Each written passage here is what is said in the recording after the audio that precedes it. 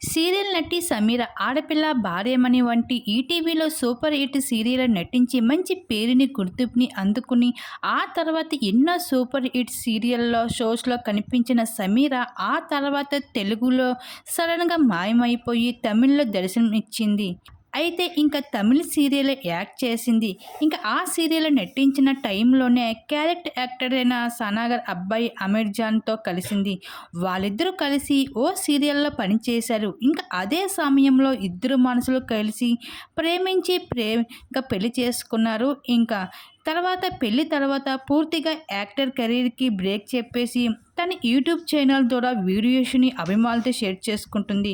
ఇంకా సమీర యాక్ట్ చేసేది లేదు అంటూ తన వీడియోస్‌లో ద్వారా అది చెప్పుకుంటూ వస్తుంది.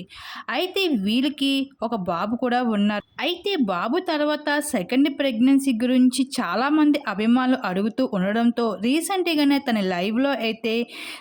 లైఫ్‌లో జరిగిన ఒక చేదు సంఘటన అయితే అభిమానులతో షేర్ చేసుకుంటూ వచ్చేసింది సమీర.